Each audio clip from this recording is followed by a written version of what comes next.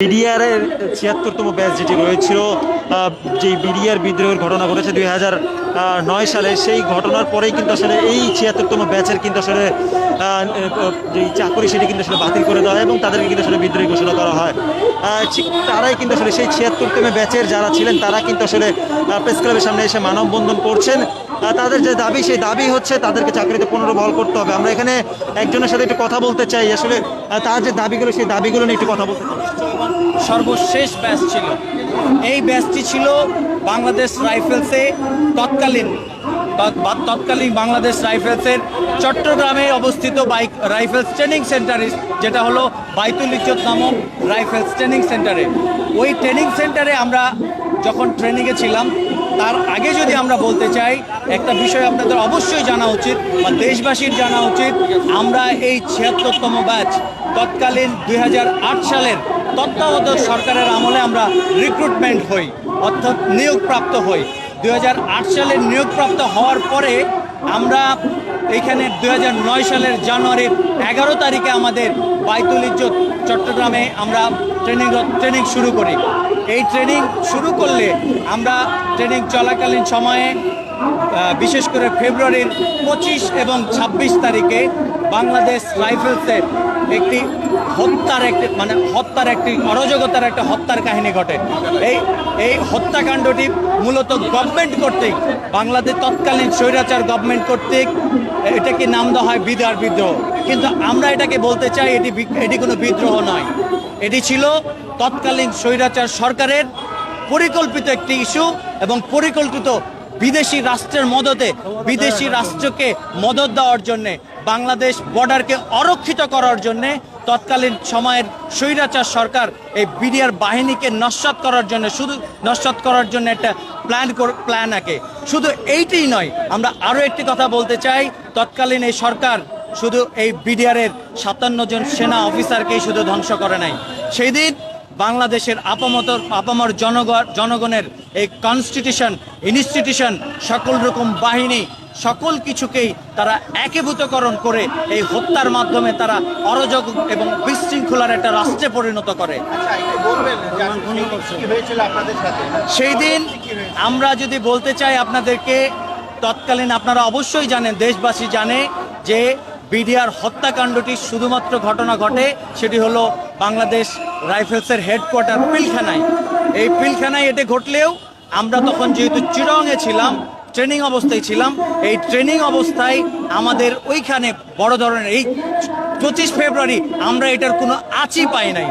আমরা কোনো বিষয়ে এটা আমরা কোনো কিছু টেরই পাই নাই। আমরা তখন অনগ্রাউন্ড ট্রেনিং চলতেছে, সারাদিন আমাদের ট্রেনিং সর্বোপরি শেষ হয়েছে। সেই দিন আমরা সন্ধ্যায় ব্যারাকে যখন যাই, তখন দেখি আমাদের ভিতরের পরিবেশ একটু থমথমে ছিল। তারপরও আমরা যেহেতু কোনো রকম মিডিয়া, কোনো ফোন, কোনো কিছুর সাথে আমরা কানেক্টিভিটি থাকি না। সকল বাহিনীতে সাধারণত ট্রেনিং অবস্থায় কারো কাছে কোনো ফোন, কোনো কিছুই থাকে না।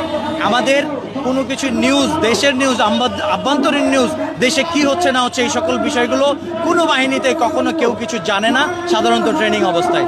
তবে ২৬ ফেব্রুয়ারি আমাদের পরের দিন প্রথমার্ধের ট্রেনিং মোটামুটি শেষ, সকালবেলায় প্রথমার্ধের ট্রেনিং শেষ। এই সময় হঠাৎ করে একটা শোরগোল এবং হইচই উঠে।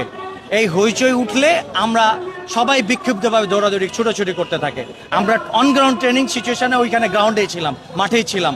ওই মাঠেই যখন এই ট্রেনিং চলতে থাকে, এইরকম বাহিরে চতুর্দিকে যখন হট্টগোল বা গন্ডগোলের চিল্লাচিল্লি হয়, আমাদের যারা ট্রেনিং ইনস্ট্রাক্টর ছিল তারা নিজেরাও ভয় পেয়ে যায়, সবাই মিলে বিক্ষুব্ধভাবে দৌড়াদৌড়ি শুরু করে দেয়। ওই দৌড়াদৌড়ির ভিতরে আমরা যেহেতু আমাদের এই ট্রেনিং গ্রাউন্ডটা থাকে মোটামুটি ১ থেকে ১.৫ কিলোমিটার বাইরে, আমাদের যে ম্যাচগুলো থাকে বা ব্যারাকগুলো থাকে তার থেকে বাইরে। আমরা এই সিচুয়েশন থেকে আমরা ওইখান থেকে দৌড়িয়ে, আমরা যেহেতু ব্যারাক ছাড়া বা ওই আমাদের ম্যাচ ছাড়া অন্য কিছু আমরা চিনি না, আমরা ম্যাচে চলে যাই, আমরা ম্যাচে অবস্থান করি। এইরকম ম্যাচে অবস্থান করলে পরের দিন থেকে মোটামুটি পরিস্থিতি বুঝি যে এখানে একটা বিশাল গন্ডগোল, এবং ওইখানে সেই দিন পাগলা ঘন্টা বাজে। মাইকে অ্যানাউন্স হয় চতুর্দিকে আর্মি ঘিরে ফেলেছে এবং আর্মি এসছে আমাদেরকে হয়তো বা মারবে বা কিছু একটা করবে, এইরকম একটা ভীত সন্ত্রস্ত পরিস্থিতি ওখানে সৃষ্টি হয়েছিল। তা আমরা ওই পরিস্থিতির ভিতরে আমরা আমাদের গ্রাউন্ডে, আমরা যেহেতু নতুন, আমরা কিছুই বুঝি না, আমরা ওই সিচুয়েশনে আমরা আমাদের ব্যারাকে মোটামুটি লুকায়িত অবস্থায়, কেউ কেউ বাথরুমে, কেউ ছাদে, যে যেভাবে পারছে লুকায়িত, আমরা ভয়ে ভীতস্ত অবস্থায় ছিলাম। কিন্তু এর পরে আমাদের ট্রেনিং মোটামুটি 4-5 দিন বন্ধ থাকলেও তারপরে 1 সপ্তাহ পরে পুনরায় আমাদের ট্রেনিং শুরু হয়। আমাদের ট্রেনিং এভাবে চলতে থাকে। যেহেতু এটা 6 মাসের ট্রেনিং ছিল, 6 মাস ট্রেনিং মোটামুটি শেষ হয়ে যাবে এইরকম সিচুয়েশনে হঠাৎ করেই আমাদের 50 জনের একটা টিমকে ওনারা ইন্টারনালি বাছাই করে হঠাৎ করে তাদেরকে বলে দেয়, কাগজ, কিছু একটা কাগজ দেয় যেটা আমরা বাকিরা কেউ দেখি না। এই কাগজটিও তাদেরকে দেওয়া হয় নাই। একটা বাসে করে তাদেরকে নিয়ে চিটাগংয়ের কোনো একটা বাস কাউন্টারে, বিভিন্ন কার বাড়ি কোথায় সেই জায়গাগুলোতে নিয়ে যেয়ে তাদেরকে এক বাসে উঠায় ইনশিওর করে যে তারা যেন বাসে টিকিট কাটায় দিছে। সে টিকিট কাটায় দেওয়ার পরে তাদেরকে উঠায় দিয়ে হয়তো বা কাগজ ধরাই দিছে, তখন কিন্তু কেউ জানি না। ওই টিকিট, এই যে কাগজ ধরাই দিছে, এই কাগজটি আমাদের কাছে ওইখানে যায় নাই। আমরা ওইখানে ভিতরে কেউ তখনও কাগজগুলো সম্বন্ধে জানি না। এই কাগজগুলো ওই চিটাগংয়ে, ওই সাতকানিয়া, মোটামুটি এটা প্রায় বলা যায় বান্দরবনের কাছাকাছি, বান্দরবনের কাছাকাছি একটু আগেই হলো ওই ট্রেনিং সেন্টারটা। ওইখান থেকে চট্টগ্রামের দূরত্বটা অনেক দূর। ওই চট্টগ্রামে নিয়ে বাস কাউন্টারে নিয়ে আমাদেরকে ছেড়ে দেওয়া হয়, যাদেরকে প্রথমার্ধের যে 50 জনকে নিয়ে যাওয়া হয়।